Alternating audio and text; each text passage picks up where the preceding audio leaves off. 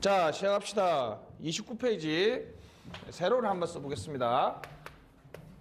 환경이 있습니다. 이건 보통 이제 행정 환경의 변화는 역사적 사건 변화에 따라서 달라지죠, 그죠? 그래서 이제 정책, 조직, 인사, 재무, 환류, 지방행정 이렇게 돼 있는데, 이제 바로 공부할 수도 있지만 이게 행정학이 웬만한 학문들이 다 똑같지만 역사가 있고, 지금 인천을 이해하려면 가장 좋은 이해 방법은 인천이 미추홀에서부터 시작해서 이렇게 왔다라고 얘기하는 게 훨씬 좋잖아요, 그죠? 그래서 역사를 한번 공부해 보도록 하는데, 어쩔 수 없습니다. 현실적으로 우리나라의 행정학자들 99%가 미국 유학을 가져오고 지금 현재 전 세계 패권을 미국이 잡고 있기 때문에 무슨 행정학? 미국 행정학을 볼 수밖에 없어요. 됐습니다. 자, 그래서 이제 29페이지 왼쪽에 보면 연표가 있죠, 그죠? 행정학 중심의 연표입니다. 1492년에 콜럼버스의 신대륙 발견 맞죠? 그 다음에 1620년에 메이플라워는 이제 그 당시에 미국의 청교도들이 타고 왔던 배 이름이죠, 그죠? 그래서 1732년에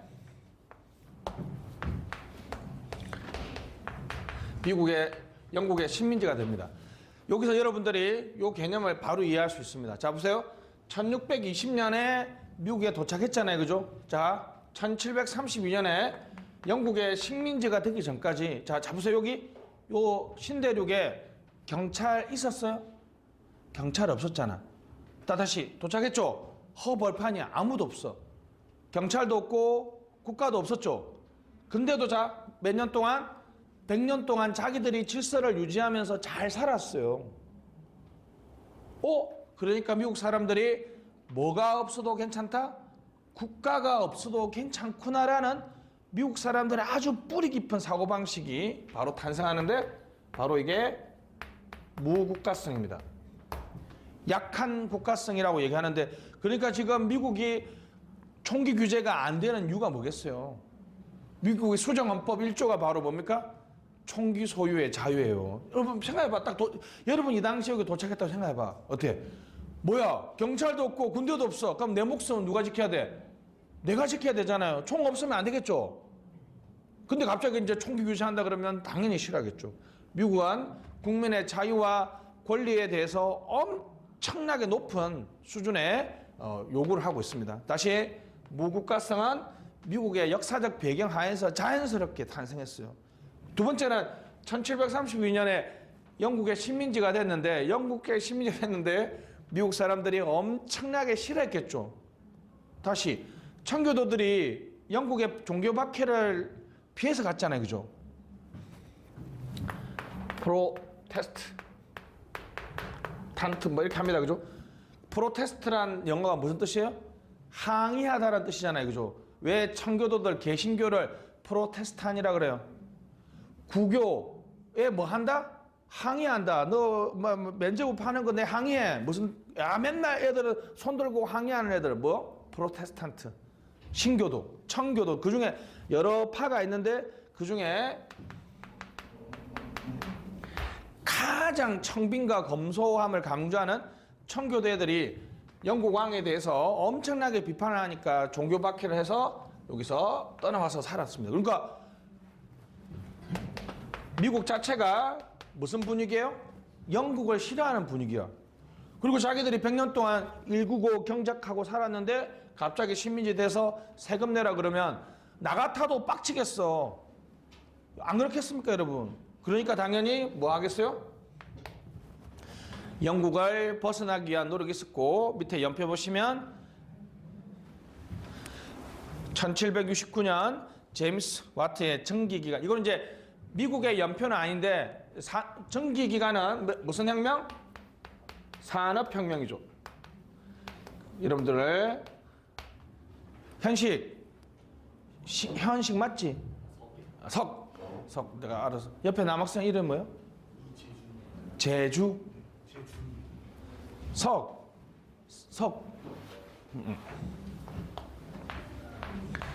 네. 제주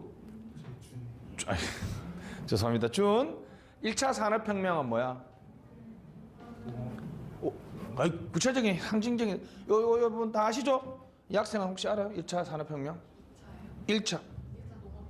여기 있잖아. 제임스 와트의 전기기관이죠. 2차는 뭐예요? 2차. 에디슨이 전기를 개발했을 때. 3차가 뭐예요? PC입니다. PC. 4차 산업혁명.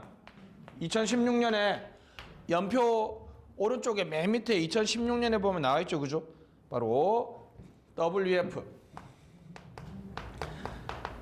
세계 경제 포럼에서 월드 이코노미 포럼입니다. 이게 여러분들이 아마 이것보다 이 말이 더 익숙할걸요? 이 세계 경제 포럼이 스위스에서 엄청나게 유명한 휴양지에서 열려. 그래서 땡땡스 포럼이야. 그렇죠. 맞았어요. 다보스 포럼입니다. 다보스에서 열리다 그래서 다보스 포럼인데 여기서 우리가 여러분 2016년 이제 9년이 지났네. 2016년에 우리가 봤잖아. 인공지능을 이긴 마지막 인간을 봤죠. 그죠? 이세돌 기사를 봤잖아요. 그죠? 몇 차 산업혁명? 4차 산업혁명입니다. AI, CBM. 혹시 AICBM이라는 거 석 한 번쯤 봤어?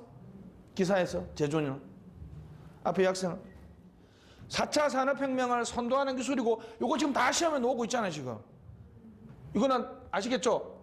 AI 요즘에 챗 GPT, 미드저니 이렇게 하면서 생성형 인공지능이 나오고 있잖아요. I는 뭐티? IoT. IoT는 뭐야, 재준? 사물 인터넷. 맞습니다. 사물 인터넷. 인터넷 오브 띵입니다. 인터넷 오브 띵. 자, C는 USB를 안 가지고 다녀도 좋죠. 뭐요? 클라우드. B는 무슨 데이터? 엄청나게 큰 데이터, 빅데이터. 그리고 모바일. 요즘에는 모바일 온리 시대죠. 여러분들 사실 공부 아니면 노트북 켜본 지 한 일주일 지난 사람들 엄청 많을걸? PC 켜본 지 일주일 지난 사람 엄청 많을걸? 요즘에는 모바일 폰으로 다 되죠. 참고로 우리나라 모바일 폰 개통 건수가 5,100만 건을 넘어서 우리나라 인구보다 더 많이 개통됐어. 모바일 온리 시대입니다. 오토 서비스. 이거 다 시험에 나왔습니다. 이런 거. 제가 말하는 거 우리 가족사 빼고는 다 시험에 놓은 거야. 우리 가족은 안 나오잖아, 그지? 이거 특히 빅데이터가 가장 많이 나옵니다. 빅데이터가.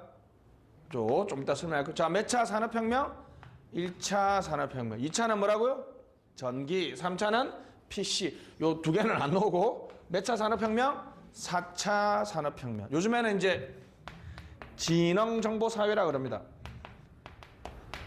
그 연표 2016년에 4차 산업혁명 밑에다가 무슨 사회? 지능정보사회 써세요. 지능정보사회.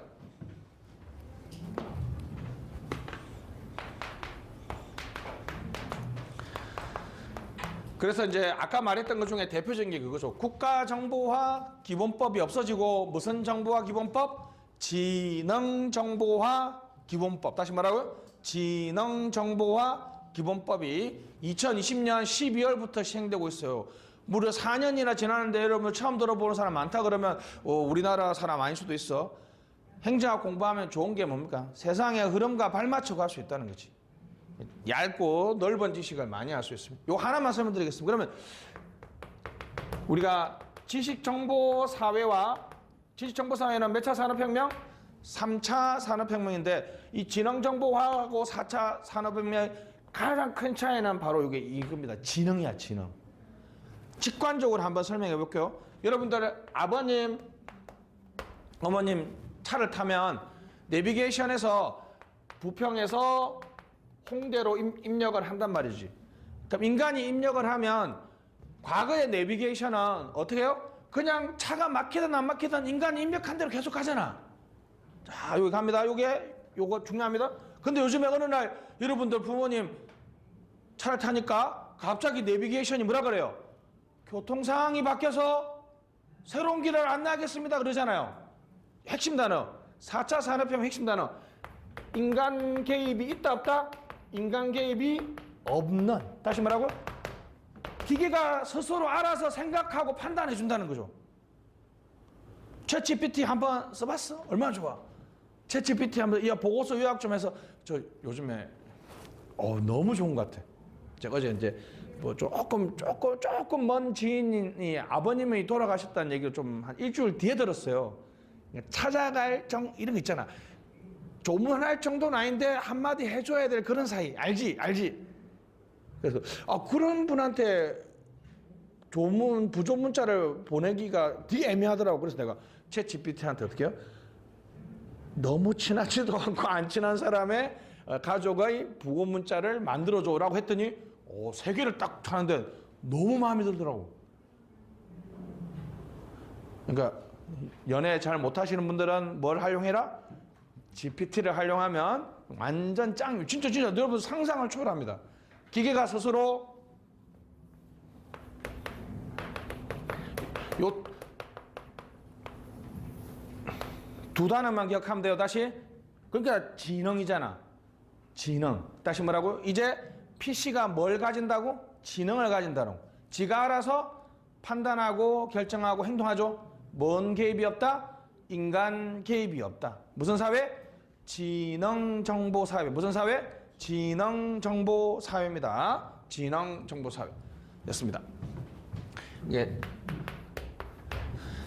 자, 1770년 보스턴 차 사건. 자, 미국에서 가장 축복받은 생일입니다. 7월 4일 생이라고 그러죠. 그죠? 바로 미국의 독립선언이 있습니다.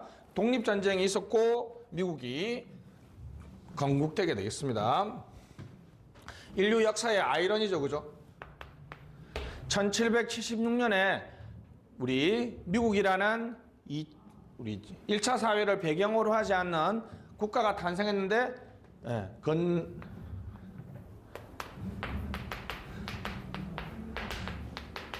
그렇죠. 정치적으로는 절대 국가에서 민주주의로 바뀌고 있고 역사적으로 이게 같은 시기에 일어났던 게 상당히 묘하죠. 그죠? 우리가 자급자족이라는 경제 방식, 우리 1차 사회에서 무슨 주의? 자본주의라는 이게 여러분들이 이게 아담 스미스의 국부론이라는 단어는 최근 들어봤죠. 그죠? 사실은 우리가 거기도 써있죠. 그죠? 아담 스미스의 국부론 웰스 오번 스테어트 국가의 부에 관한 얘기입니다. 그죠? 여기에 유명한 단어가 있죠. 그죠? 유명한 단어. 바로 뭐야? 왜 아담 스미스의 국부론이 이렇게 칭송받을까요? 세상이 지금 무슨 주의로 바뀌고 있다? 자본주의로 바뀌고 있잖아요. 그죠? 근데 자본주의의 작동 원리를 규명한 최초의 책이 뭐라고요? 아담 스미스의 국부론이요. 국부론. 요거 같이 설명해 보면 예를 들어서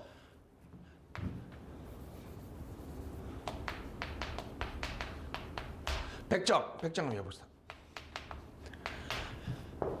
우리가 민주주의가 되기 전에는 우리 조선시대 때 백정은 누가 백정이 돼요? 자기 아버지가 백정이면 내가 더 백정인 거죠. 그지? 그럼 직업 선택의 자유나 거주 이전의 자유가 있었다 없었다? 없었다는 거야. 우리 민주주의가 되고 직업 선택의 자유가 있으면 여러분 백정이라는 약간의 그 당시에 천대받던 직업을 아들이 하고 싶어요? 안 하고 싶어요? 안 하고 싶을 거 아니야. 그럼 전부 다 도시에 올라와서 노동자들 이렇게 하고 하면 어떤 이 아담 스미스 국부론의 맨 마지막 문장이 그 유명한 부족한 주인의 이기심이 너의 식탁을 풍요롭게 할 것이다. 이 유명한 말입니다. 이 말이 바로 이거에 잡읍시다. 그러면 어떤 사람이 물어본 거야. 아담 스미스한테. 아니 사람들이 자유가 주어지면 자기 좋은 것만 하고 나쁜 건 안 할 테면 그럼 세상에 그러면 이제 돈가스 누가 돼지를 잡아서 돈가스 먹습니까? 이렇게 물어본 거 아니야. 그랬더니 아담 스미스가 사실은 그때 그게 가격인지 몰랐어요. 그래서 이런 얘기를 한 거야. 야, 내 잘 모르겠는데 보이지 않는 손이 세상의 자원 배분을 완벽하게 해줄 거라고 얘기한 거야. 여러분들이 맨날 듣는 무슨 핸드? 인비지블 핸드라는 단어가 거기서 이 사람이 그게 가격인지 사실 몰랐어. 근데 감각은 있었다는 거지. 왜 이 백정 아들을 노시의 노동자로 하다가 왜 다시 아버지한테로 돌려보낼까요? 당연하죠. 여러분 생각해 보세요. 누구나 다 이제 백정 아들들이 다 자유가 주어지니까 안 하고 싶을 거 아니야. 그럼 다 떠나버리면 돈가스 가격이 어떻게 되겠어요? 엄청 오르겠지. 그러면 이제 백정 아들이 도시에서 노동자 하다가 어느 날 아버지가 해줬던 돈가스 먹고 싶어서 시장에 갔더니 가격이 10배로 튀었어. 내 한 달 월급이 줘야지 돈가스. 가격을 보고 어떻게 생각해요? 이거 돈이 되네 라고 생각할 거 아니에요. 그럼 바로 짐 싸서 아빠 나왔어 이렇게 할 거 아니야. 가격이 오르고 내리감에 따라서 사람들이 자한 배분을 완벽하게 해준다는 거야. 그래서 그 유명한 말, 푸주간 주인의 이기심이, 얘가 돌아간 게 이타심이 아니잖아. 그러니까 그 얘기의 결론은 뭐겠어요? 너는 신경 쓰지 말고 네 이기심, 네 욕망을 마음대로 발휘해도 된다는 거야. 왜? 그러면 가격이 모든 사회 문제를 다 해결해 줄 거라는 거죠. 그러니까 정부는 나설 필요가 있다 없다? 없다. 그래서 여러분 저는 아담 스미스의 무슨 주의? 자유 방임주의가 나온다는 거죠. 그죠? 근데 미국이 독립선언을 하고 제임스 와트의 정기기관이 발명되고 그걸 뒷받침하는 책 아담 스미스의 국보론이 출간됐다는 거죠. 세상은 엄청나게 큰 변화. 그래서 1789년 바로 미국이 독립을 하는데, 요거는 행정학 조금 넘어서는 문제인데 실제로도 중요합니다. 근데 잘 보세요. 전쟁은 1783년에 끝났어요. 여러분이 잘 아는 미국은 1789년에 건국됐죠. 이 6년 동안에 역사에 엄청나게 유명한 일이 일어났는데 바로 뭘까? 아닙니다. 남북전쟁은 1861년부터 65년 사이에 있었습니다. 자, 여러분이 아는 대통령제가 탄생하는 게 바로 여기입니다. 이게 잘 보세요. 이 당시에 미국 사람들이 세금 내기 싫어서 영국 도와준 것도 없으면서 돈 내라 그러니까 빡친 거 아니야. 그래서 전쟁을 해서 이겼어. 근데 막상 이기고 나니까 뭘 만들어야 돼요? 우리만의 나라를 만들어야 되잖아. 거기서 멘붕이 온 거야. 왜? 그때는 13개의 주였거든요. 13개 주가, 남부는 뭐라고 주장했어요? 야, 13개의 주가 그냥 각자 독립해서 살면 돼 라고 주장했는데, 북부는 야, 우리가 하나의 연방에 있어야 된다고 주장한 거야. 연방주의자와 반연방주의자. 그게 해필이면 반연방주의자들은 미국의 남부에는 노예가 많잖아요. 그죠? 그럼 연방이 있어가지고 국가가 이 노예들 함부로 때리면 안 돼요 이렇게 하면 농장주 좋아해요? 싫어요? 싫어하지. 얘들은 그냥 미국의 남부의 주들은 그냥 각자 나라로 살자는 주의야. 근데 요 위에 있는 토마스 제퍼슨이 바로 미국의 3대 대통령이죠. 남부의 입장을 반영하고 해밀턴이라는 초대 재무장관은 북부의 입장을 반영합니다. 연방주의자. 그러니까 이걸로 치열하게 싸워요. 치열하게. 몇 년 동안? 6년 동안. 유학생은 아시잖아요. 그죠? 미국의 국기에 별이 몇 개야? 50개죠. 50개. 왜? 미국의 주가 50개고 49개에서 50개 된 게 바로 하와이 주잖아. 네가 가라 하와이. 그 하와이 주. 근데 그건 모르죠. 미국의 국기 중에서 여기가 별이 50개죠. 요 흰색 빗금이 몇 개예요? 13개입니다. 13개. 처음에 미국에 탄생을 했던 이 13개의 주를 기리기 위해서 빗금은 13개야. 별은 몇 개라고? 50개. 원래는 60몇 년도까지는 49개였단 말이야. 하와이가 50몇 년도에 들어오면서 50개가 됐습니다. 그죠? 6개는 노예주고 7개는 노예제도를 반대하는 주예요. 그러다 6년 동안에 싸우다가 어떻게 됐어? 그래서 여러분들이 제가 아까 말했던 것처럼 저는 행작 강해하잖아요. 그죠? 바로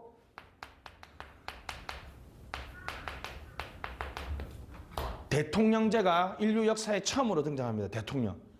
그래 놓고 코네티컷가 중립안을 냈는데 바로 이렇게 되면 여러분 요 북부의 노동자들이 너무 많잖아. 이게 좀 제가 국정원에 신고하지 마세요. 예를 들면 우리도 1945년에 인구 비례로 국회의원 뽑자고 그러면 북한이 좋아하겠어? 그건 너무 형식 논리 아니야 사실. 아니 우리나라 남한의 인구가 북한의 2배인데 인구 비례로 국회의원 뽑으면 국회의원 구성하면 남한의 국회의원들이 2배 이상 많잖아. 그러면 방패장 북한, 쓰레기 소각장 북한, 다 북한으로 대통령도 계속 남한에 있을 거 아니야. 여기 인구가 이쪽에 북부가 압도적으로 많아. 남부는 다 노예니까 노예는 투표권이 없잖아요. 그죠? 그 인구 비례로 국회의원 뽑자 그러면 남부가 연방에 들어오겠어요? 안 들어오겠어요? 안 들어오죠. 그래서 뭘 만들었어요? 상원을 만들었습니다. 미국의 상원은 몇 명? 100명입니다. 100명. 그게 이제 여러분들 힐러리가 총 투표수에서는 이겼지만 그죠? 예, 대통령은 안 됐죠. 이 연방제의 아주 중요한 전통이 있어. 이걸 이해해야지 미국 제도. 나중에 지방행정에 가면 우리는 미국은 연방하고 주하의 관계가 우리나라의 중앙자치단체하고 광역자치단체의 관계라고 생각하면 절대 안 돼요. 주는 하나의 국가야, 국가. 연방하고 주는 유엔하고 한국 느낌이에요. 유엔하고 한국 느낌 어떤 느낌이야? 그냥 뭐 알았어. 이 정도도 우리 애가 우리 갈굴 수 있어 없어? 못 갈구잖아. 이런 느낌, 이런 거. 미국의 연방제 어떻게 했다는 거요? 그러니까 하원은 임기가 2년이야, 2년. 상원은 임기가 6년인가 그렇습니다. 6년인가. 4년인가 그렇습니다. 여기 연방주에서 상원을 구성해서 2명씩 하면 인구로는 하원이 남부가 압도적으로 밀리지만 상원에서는 2명밖에 차이 안 나니까 해볼만 하죠. 그렇게 해서 요 통치구조 짜는데 6년 걸렸어요. 6년. 옆에 페이지 보시면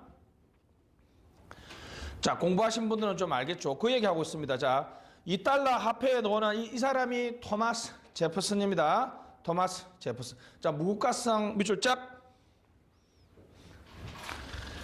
넘어가시고 제퍼슨 $2 화폐의 주인공입니다. 됐죠? 미국 독립선언서를 기초한 사람이고 동그라미 3번에 놓습니다. 그죠? 됐습니다. 주권론 밑줄 짝. 요거는 여러분 요 주자 아니에요. 국민주권 할 때 주인 주자가 아니라 캘리포니아 주 할 때 주죠. 다시 어디? 자, 연방보다는 주에 더 많은 권한을 줘야 된다는 거야. 해볼게요. 야구 좋아하는 사람 있습니까? 야구 좋아해? 재준? 좀 해주시. 야구 좋아해? LA 다저스 홈구장 주소가 어디야? 캘리포니아 주 오렌지 카운티 비버리 힐스 타운입니다. 다시 우리가 카운티라는 거는 우리나라의 광역자치단체예요. 그 다음에 조금 도시가 크면 시티고 조금 작으면 타운입니다. 우리나라에 여러분 시, 군, 구가 있죠. 여기는 부평구잖아. 그죠? 부평구. 수원시, 양평군. 만약 여러분들이 외국인이 시군구의 차이를 설명해봐라 하면 어떻게 설명할 거야? 시는 조금 좀 도시 맞아요? 구는 조금 농촌. 보통 이렇게 설명할 거 아니야. 인구가 얼마고 이렇게 설명 안 할 거 아니야 사실. 그런 것처럼 미국도 시티는 조금 도시 느낌이 나는 자치단체고 타운은 우리로 치면 군 뭐 사실 읍 정도 됩니다. 그죠? 좀 촌동네야 촌동네. 알았지? 이렇게 갑니다. 그래서 토마스 제퍼슨은 타운 미팅이라는 제도 자체를 가장 바람직한 민주주의로 봤어요. 사실 이게 뭐냐 하면 자 보세요. 여러분 1620년에 도착했잖아. 그럼 그 다음부터 사람이 막 왔겠죠. 그죠? 그러면 처음에는 사람이 너무 적어서 우리 요만큼이 우리가 요 동네를 개척한다고 생각해 봅시다. 어떻게 했을 것 같아요? 낮에는 일하고 밤에는 같이 모여가지고 여기 도로 이렇게 놓고 여기 우물 놓고 여기 교회 짓고 우리 이렇게 합시다. 모두 다 우리 공동체 문제를 다 참여해서 결정했잖아. 그지? 초창기에는 그렇게 했겠죠. 그런 제도 이름이 뭐라고? 타운 미팅이야. 타운 미팅. 이 타운 미팅 여러분 혹시 한 번도 안 보셨어요? 미국 대통령 선거에 양자 토론할 때 바로 그게 타운 미팅 방식으로 합니다.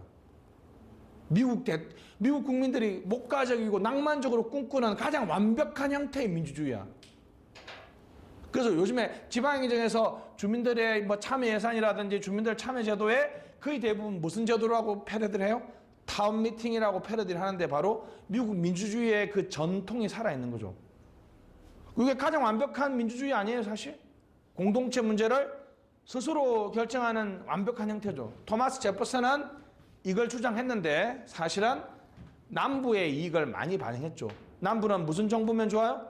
작은 정부면 자기가 농장 주니까 왕이잖아. 그래서 제퍼슨인데, 자, 해밀턴 10달러 화폐의 주인공입니다. 강력한 연방 미술작, 강력한 연방을 주장했습니다. 이것도 뭐 그렇게 중요하지 않은데 한 2번 정도 시험 나왔습니다. 그냥 객관식은 단순하게, 저는 이제 여러분들 그냥 이게 생으로 외우면 좀 그러니까 제가 이렇게 막 배경도 설명하고 뒷얘기 해주는데, 객관식은 단순하게 해밀턴 큰 정부 작은 정부, 큰 정부 제퍼슨 작은 정부, 이렇게 단순하게 외우면 돼. 알았죠? 이렇게 외우면 됩니다. 근데 실제로 미국의 헌법을 쓴 사람은 사실 밑에 있는 4대 대통령인 메디슨입니다. 메디슨. 그죠? 메디슨. 자, 이익집단 조정장치 밑줄, 이익집단의 조정장치가 돼야 된다. 이익집단의 조정장치. 이 메디슨이라는, 이걸 이제 또 메디슨이즘이라고 그럽니다. 메디슨이즘. 이게 다원주의의 사상적 토대가 됐습니다. 자, 한번 볼게요. 저는 이제 메디슨이즘을 강력하게 지지하는 사람 중에 한 명인데, 자, 갑니다. 세상이 복잡해지면 사회에 엄청나게 많은 이익들이 있잖아요. 그죠? 그게 전부 다 정책으로 반영돼야지 민주주의 체제잖아. 그럼 세상에 많은 이익들이 다 정책으로 반영되기 위해서는 국가 행정 제도를 어떻게 설계하는 게 좋을까? 라는 고민을 했을 때, 메디슨은 대통령이 있고, 미국은 상원도 있고, 하원도 있고, 대법원도 있죠. 여기까지가 이제 연방정부잖아요. 그죠? 주정부도 다시 주지사가 있고, 주도 상원도 있고, 하원도 있고, 법원도 있거든요. 자, 이렇게 많은 제도를 설계하고 난 다음에, 자, 갑니다. 이런 식으로. n분의 1은 아니지만, 각자 결정권을 조금씩 나눠주는 거야. 그러니까 미국에 이제 로비라는 단어를 쓰면 우리나라에서는 되게 부정적으로 보이잖아요. 그죠? 근데 생각해보면 세상의 이익이 다양하면 그 사람들이 자유롭게 자신의 이익을 요구할 수 있는데, 1이라는 집단은 여기, 2는 여기, 3은 여기, 4는 여기, 각자 자기가 이익을 극대화할 수 있는 데 가서 이익을 극대화하면 어느 한 사람도, 하나의 기관도 모든 결정권을 독식하지 못하니까 견제와 균형에 따라서 타협이 되겠죠. 국가의 권력을 다양하고 다원적 차원에서 나눠놓고 서로와 견제와 균형이 될 수 있도록 설계한 거야. 우리나라는 이렇게 안 되죠. 우리나라 여러분, 만약에 시위를 하면 우리나라는 딱 둘 중에 하나 가죠. 어떤 업무를 담당하는 장관한테 가서 맨날 장관은 자폭하라 이런 거 하잖아. 그게 안 되면 용산에 가서 대통령 밑에 가서 대통령 나와라 그러잖아. 이게 대통령이, 이게 우리나라 제도 자체가, 그래서 여러분들 제왕적 대통령제로 하잖아요. 우리나라는 누가 다 문제를 해결해요? 대통령이 해결하니까 한 사람이 해결하면 한 사람이 정말 뭐 철인왕이 돼가지고 정말 위대하고 똑똑하면 좋겠지만 민주주의는 그런 거 없다고 전제하는 거야. 왜 절대 군주, 이건 이제 행정학에는 안 나오지만 여러분들 사회과학에서 고등학교 때 배웠잖아요. 절대 군주가 이때까지 역사적으로 성공한 왕이 우리나라 몇 명 있어. 사실 세종대왕 빼고는 웬만한 왕들은 좀 별로잖아. 그래서 우리가 미국 역사나 선진국 역사에서 답이 나왔잖아. 아, absolute power corrupt absolutely. 절대 권력은 절대적으로 부패한다는 말, 액턴경 했던 유명한 말 아시죠? 그래서 몽테스큐에는 절대 군주에 관련된 권력을 3개로 나누잖아. 매권 분립론이야. 그래서 상권 분립이잖아. 봐봐. 그래, 입법부, 행정부, 사법부로 나눴잖아. 그죠? 이거는 일단 이걸 나눈다는 거는 인간에 대한 불신을 전제하는 거야. 왜냐하면 방금처럼 말했던 것처럼 인간이 선하고 착하면 모든 걸 다 하면 되잖아. 근데 인간은 항상 탐욕스럽고 이기적이기 때문에 매권 분립, 상권 분립을 서로 견제와 균형이 되도록 한다는 거죠. 그러니까 그런 사람 말하고 싶으면 구치소에 계신 분 그런 식의 사고방식 하면 안 돼. 여기 부평 광장에 가끔씩 태극기 들고 오시는 분들 있지. 그런 분들 생각하면 그런 분들은 진짜 민주주의를 이해 못하는 분이야. 다시 뭐라고요? 민주주의는 불신의 제도와 불신의 제도. 네가 권력을 남용하고 악용할 수 있을 것 같으니까 내가 이런 견제 장치를 만들어 놓는다는 것이 됐습니다. 이게 무슨 이점이라고요? 메디슨이점. 다시 메디슨이점은 이익 집단의 균형 장치. 다시 정부 역할을 결정과 행정 정치 권력들을 다양하고 다원적으로 나눠 놓으면 각자 이익 집단들이 자신들이 이익을 극대화할 수 있는 데 가서 극대화하면 서로 견제와 균형이 되겠죠. 여기서 이제 이익을 극대화하는 행동이 바로 이제 로비잖아, 로비. 로비잖아요, 그죠? 그런 관점에서 메디슨이점이 있습니다. 시험에 한 2번 나왔습니다. 자, 갑니다. 제퍼슨, 작은 정부. 해밀턴, 큰 정부. 그 다음에 메디슨은 이익 집단의 균형 장치. 이렇게 단순하게 하면 되는데 1829년 있습니다. 1829년 연표 잠깐 보시면 잭슨 대통령 별표 A 가장 중요합니다. 앤드류 잭슨 대통령이 있습니다. 자, 여러분, 자 1620년에 이게 왜 아메리카는 왜 아메리카가 됐는지 아세요? 아메리카는 왜 아메리카가 됐는지 재준 혹시 알아? 아메리카를 발견한 사람 중 한 명이 이름이 비슷하게 알고 계시네. 정확하게는 콜럼버스는 이 애들은 진짜 여기 미국 밑에 보면 서인도 제도라고 돼 있죠. 요 인도 아니잖아. 콜럼버스는 여러분 죽을 때까지 여기가 인도라고 생각하고 죽은 거 아세요? 그래서 그걸 기리기 위해서 이 제도 이름이 서인도 제도. 우리 인도도 아닌데 콜럼버스 만약에 똘끼 이렇게 야 그럼 반대로 가도 돌아가면 인도로 가겠네?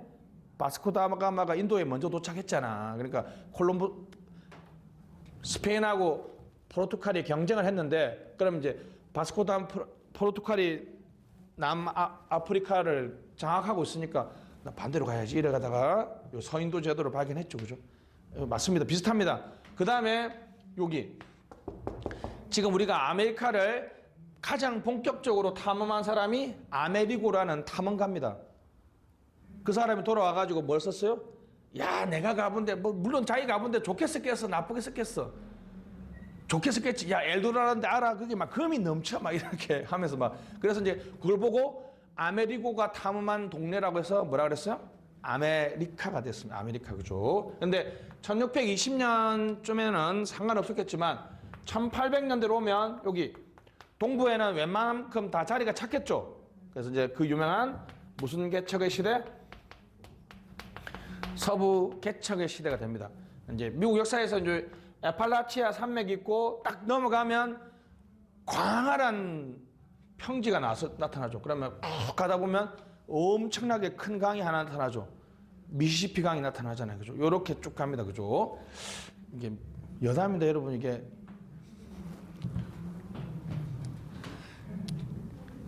궁금하지 않습니다. 나 이거 보면서 나 처음으로 다 본능적으로 궁금했던 게 뭐냐 하면 땅 있잖아요. 땅. 소유권 어떻게 배분했을 것 같아요? 궁금하지 않아?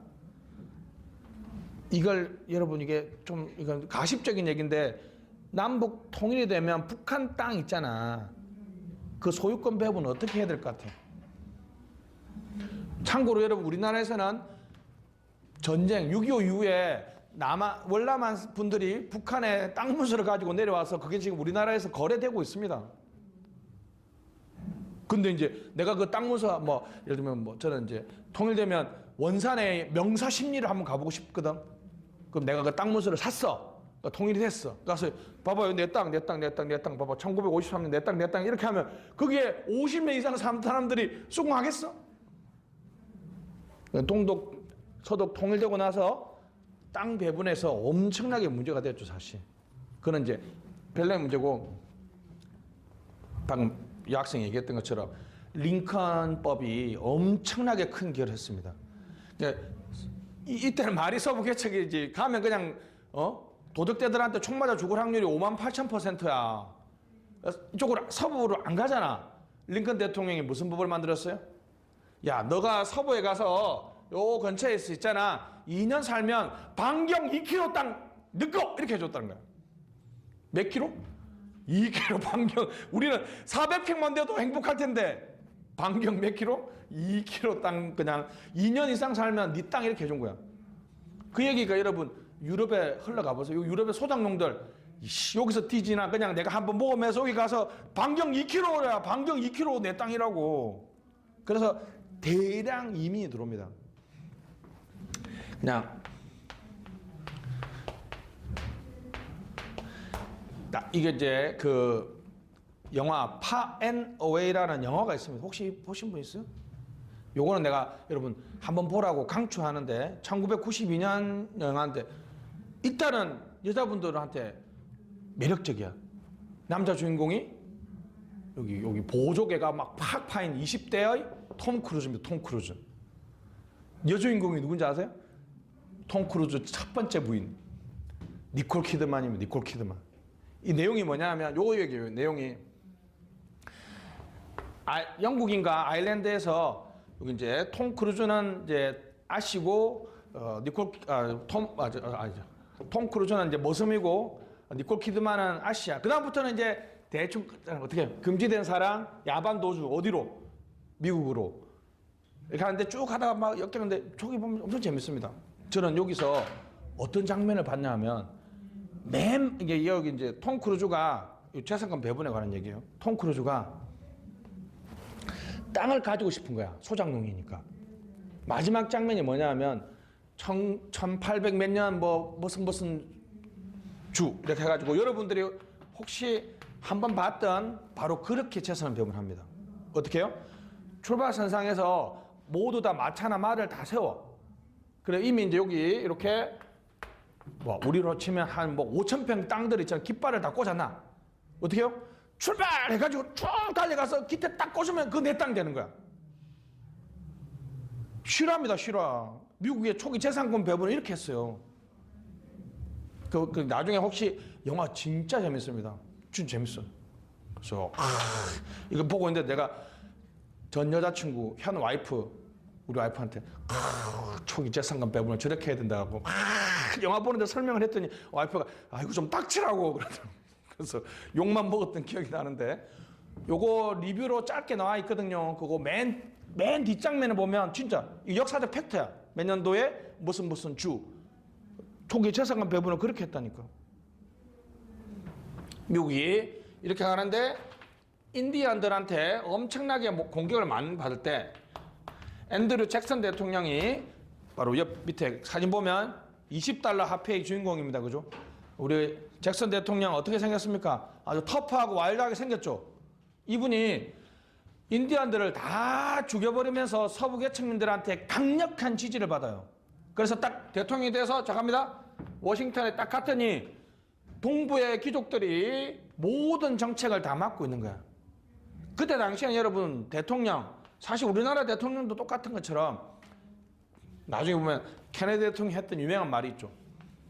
어떤 기자가 케네디 대통령한테 당신은 이렇게 엄청나게 좋은 선거 공약을 막 말했는데 왜 하나도 집행 못하냐? 그랬더니 케네디 대통령이 했던 유명한 말이 내가 이 백악관에서 내 마음대로 할 수 있는 거는 저 화분에 무슨 꽃을 심을 것인가 밖에 없다는 거야. 왜냐하면 대통령이 마음먹어도 장관들이 반대하면 제대로 할 수 있어 없어요? 없었는데 마시라는 상원의원이 잭슨 대통령한테 와서 이렇게 싹 얘기합니다.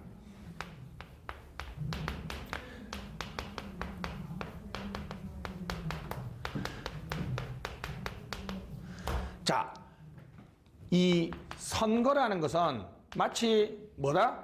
전쟁과 같다. 여당과 야당이 전쟁이잖아요. 그죠? 우리가 옛날에 전쟁에서 이기면 전리품 있죠. 땅, 노예, 말 같은 거 있죠. 논공 행상을 해서 막 줬잖아요. 그죠? 그런 것처럼 관직이 마치 뭐처럼 사용돼야 된다? 전리품처럼 사용돼야 된다는 거예요. 그래서 이게 여러분 스폴스 시스템인데 공부하신 분들은 이걸 역관주의라고 기억하는데 진짜 정확한 역관주의 의미는 뭔지 아세요? 우리나라 공무원이 몇만 명이라고요? 128만 명이죠. 역관주의는 지금처럼 여기 장관하고 차관하고 1급 공무원 정도가 신분 보장 안 되잖아요. 이게 아니에요. 128만 명을 한 방에 다 바꾸는 거야. 그래서 역관주의의 정확한 표현은 대량경질제입니다. 대량경질제. 그래서 이런 식이죠. 대통령이 있고 국민들이 대통령의 정책을 지지했으면 이 정책을 지지하는 정당원들로 관료를 구성하면 일체감이나 리더십이 잘 믿기겠죠. 그죠? 그렇게 해서 다시 국민의 요구에 대응할 수밖에 없어요. 왜? 내 4년 뒤에 선거에서 잘리면 얘들이 다 또 그만둬야 되잖아요. 그죠? 앞으로 나는 관직 임명을 뭘로 하겠다? 역관주의로 하겠다라고 해서 바로 이른바 뭘 시작했어요? 역관주의를 시작했습니다. 1829년 역관주의가 있어요. 근데 행정 입장에서는 상당히 안타까운 일이죠. 이렇게 돼 있는 거죠. 자, 정권 교체가 되면 공무원이 다 바뀌면 행정의 독자성이 없는 거죠. 행정의 논리로 행정 운영되지 않고 정치 논리에 따라 정치적 이벤트나 사건이 행정에 영향을 주는 거니까 밑에 보면 행정의 정치 예속, 정치 행정 미분리가 일어납니다. 그죠? 쭉 내려와 보면 캘리포니아에서 금발결, 링컨 남북전쟁. 남북전쟁 원래 이제 북부가 졌는데 노예해방 선언하고 이겼죠. 그죠? 이게 참 역사가 이렇게 그냥 노예해방 선언이 1862년인가 63년이거든요. 짠! 1961년, 62년, 63년 연표에 가보세요. 왜 그때 흑인 민권운동이 폭발했을까요? 바로 노예해방된 지 몇 년째야? 100년째죠. 100년째인데 여전히 우리는 차별받고 있다라고 주장하면서 그때 시위가 폭발했다는 거죠. 그죠? 다시 오른쪽 연표로 돌아오셔서 왼쪽 연표로 돌아서서 대륙횡단철도. 대륙횡단철도는 이제 뭘 뜻합니까? 대륙횡단철도 때문에 실직자가 된 사람들이 카우보이죠. 카우보이. 이때는 여러분 여기서 이렇게 물류를 이동시키는 방법이 철도가 없으면 사람밖에 없잖아요. 그죠? 마차밖에 없잖아. 소를 잡으면 안 되죠. 여기서 소를 잡으면 이쪽 며칠 이동하다 보면 다 상할 거 아니에요. 그죠? 카우보이들이 원래 카우보이들 뭐 하던 놈들인가 해봤더니 여기서 소를 5,000마리를 여기까지 무사하게 갖다 주면 되는 거야. 근데 너무 쉽다고 생각하면 안 돼요. 이때는 서부는 무법천지야. 무법천지. 총 쏘고 도망가면 찾을 데가 없어. 근데 이제 대륙횡단철도가 개통되면서 미국의 경제가 급속하게 발전됩니다. 이러한 경제 발전의 가장 어두운 면이 바로 노조운동이 있고 1929년 시장 운영이 효율과 형평을 담보하지 못하는 무슨 실패를 잉태해요? 시장 실패를 잉태합니다. 1789년은 몇 세기입니까? 18세기죠. 17세기 아니다. 18세기죠. 그러면 1829년, 1881년은 몇 세기예요? 19세기죠. 19세기 몇 반? 후반. 행정학에서는 1829년 기억해야 됩니다. 무슨 주의? 역관주의. 자, 갑니다. 1881년에 가필더 대통령 암살 발표.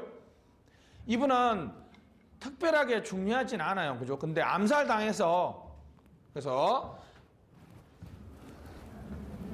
보통은 잭슨 대통령이 암살당했다라고 얘기를 많이 패러디해서 냅니다. 그러니까 다시 가필더 대통령이 자 갑니다. 뒷얘기는 뭐냐면 기투라는 이거 전혀 여러분 기억할 필요가 없어. 기투라는 놈이 가필더 대통령을 암살시켰는데 이유가 뭐냐면 우리로 각색을 할게 그냥 너무 정확하게 하는 거 필요 없잖아. 예를 들면 기토가 내가 가필더 대통령 당선에 엄청 노력했다 해서 나는 부평구청장 정도를 바란 거야. 그때 역관주의니까 관직을 농공행사에서 줬다 그랬죠. 근데 여기가 무슨 동이지? 여기 부평동인가? 오케이. 좋습니다. 근데 나는 부평구청장을 했는데 부평동 동사무소 행정복지센터장을 준 거야. 빡쳐 안 빡쳐?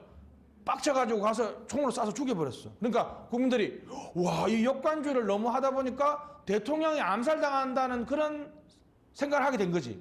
아, 역관주의가 문제가 있다 없다? 문제가 있다라고 생각한 거야.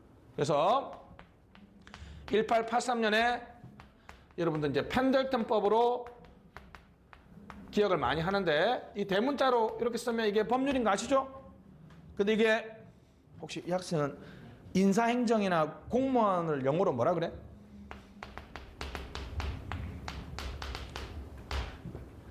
이게 여러분들 혹시나 영어 원문 번역할 때 절대 오해하면 안 됩니다. 시빌 서비스는 시민 서비스라고 번역하고 싶지만 B 인사행정입니다. 공무원을 그래 뭐라 그래요? 시빌 서번트. 공무원은 뭐라고? 시빌 서번트라고 합니다. 시빌 서번트. 그래서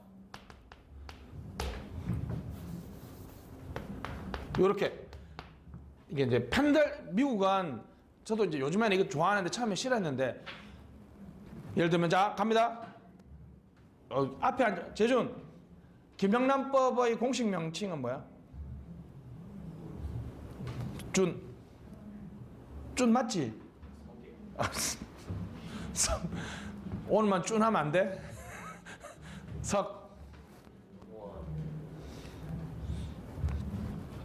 일단 공무원 들어가니까 틀렸어 약생. 오 어중간하게 알고 있는데 약칭은 청탁금지법, 공식 명칭은 부정청탁 및 금품수수 금지에 관한 법률인데 너무 길잖아 그지? 그래서 무슨 법이에요?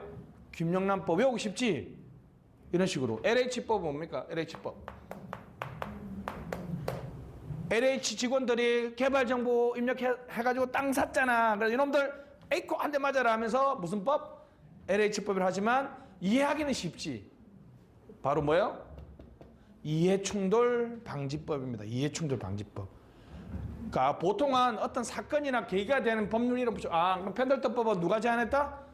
펜들턴이란 당시 상원원이 제안한 법이야. 정식 명칭 나와 있네요. 무슨 법? Civil Service Act.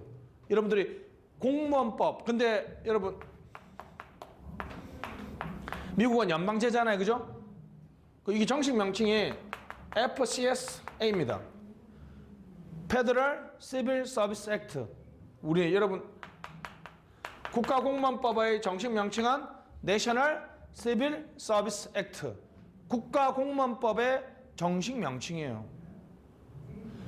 펜들턴이 뭐라고 정했다? 이제 실적과 자격에 의해서 뽑다는 거야. 여러분 여기 앉아서 공부하게 된 이유가 바로 무슨 법 때문이에요?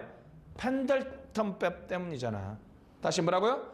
공개 경쟁 채용. 공개 경쟁 채용. 기준이 뭐다? 실적과 자격에 의해서 실적. 그래서 실적을 영어로 여러분들 그거 메리트가 없어 이런 말 많이 하잖아. 그 메리트가 장점, 우수한 점 이런 게 없다는 거잖아요. 그지? 무슨 시스템? 메리트 시스템. 무슨 시스템? 메리트 시스템. 무슨 주의? 실적주의. 그리고 이 사람 여러분들이 공무원들 철밥통이라고 하는 게 무슨 보장이 돼요? 신분 보장이 되잖아요. 그죠? 신분 보장이 되기 때문에 그리고 근데 요 세 개, 요 세 개, 요 세 개, 요 세 개. 요게 실적주의의 3대 요소입니다. 혹시 뭐 정당 가입한 분 안 계시죠? 여기 있잖아, 여기. 정치적 중립. 근데 이거 반대. 요게 다 없으면 무슨 주의예요? 역관주의죠. 역관주의는 공개 경쟁 채용이나 실적과 자격에서 채용되는 게 아니잖아. 속된 말로 하면 정치적인 연줄에 의해서 되는 거죠. 그죠? 신분 보장 돼야 안 돼요? 선거에서 지면 그냥 무조건 옷 벗고 나가는 거죠. 그 당이 같은 꼭 정당원이 아니더라도 그 정치적 신념을 공유해야지 공무원이 될 수 있잖아요. 그지? 그래서 이렇게 했다는 거죠. 그런데 역관주의를 여전히 주장하는 사람들이 이거 말도 안 된다 그랬더니 바로 그러면 여러분 실적주가 되려면 정치와 행정이 성격이 같다라고 주장해야 돼요? 다르다고 주장해야 돼? 다르다라고 주장해야지만이 정치 논리, 선거에 따라서 바뀌어도 공무원 안 바뀌는 논리가 설명하겠죠. 그러면 정치행정 이원론이 돼야 돼요? 이원론이 돼야 돼요? 정치행정 이원론이 돼야 됩니다. 그죠? 우드로 윌슨이라는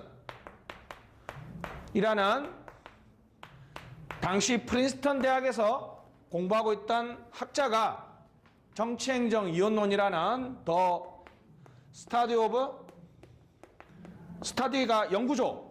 행정은 영어로 어드미니스트레이션. 여러분들 혹시 분노의 관리자한테 이메일 보낼 때 보통 관리자 이메일이 어드민.골뱅이. 뭐 이렇게 돼 있죠, 그죠? 요 어드민이 뭐의 줄임말이에요? 어드미니스트레이션. 이게 운영하다, 운영, 행정이란 단어의 뜻입니다. 그죠? 됐습니다. 무슨 연구? 행정의 연구라는 논문을 통해서 뭘 주장했어요? 정치행정 이원론. 정치는 결정하는 거면 행정은 집행하고 관리하는 거다. 결정은 민주성이 중요하다면 집행은 효율성이 중요하다. 이렇게 주장하면서 정치와 행정이 성격이 다르다. 무슨 논? 정치행정 이원론을 주장하면서 행정의 독자성을 확립하게 되었습니다. 그죠? 우드로 윌슨의 무슨 논? 정치행정 이원론입니다. 이 우드로 윌슨은 우리나라한테 세 가지 관점에서 영향이 있습니다. 방금 첫 번째는 행정학 창설이고, 두 번째는 3.1운동은 누구의 민족 자결주의? 우드로 윌슨의 민족 자결주의. 여러분, 우드로 윌슨이 요 우드로 윌슨이에요. 이분이 나중에 우리나라 뭐 조국 교수처럼 우리나라 교수들 출신 중에 정치가로 성공한 사람들 많죠. 이 사람이 나중에 미국에 지금 현재 민주당으로 영입돼 가지고 뉴욕 시장하고 나중에 21대 대통령을 하게 되는데, 그게 1913년부터 1921년인가 20년까지입니다.